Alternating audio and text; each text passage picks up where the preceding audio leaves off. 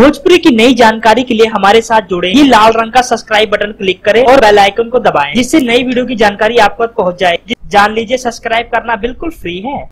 32 सालों का इतिहास तोड़ के बनाएगी एक बहुत बड़ा इतिहास फिल्म निरहुआ हिंदुस्तानी 2। दोस्तों, जैसा कि आप लोग जानते हो, सुपरस्टार पवन सिंह की हाल ही में रिलीज होने वाली फिल्म सत्या ने बॉक्स ऑफिस की दुनिया में बहुत बड़ा तहलका मचाया और बना दिया कभी नहीं टूटने वाला इतिहास।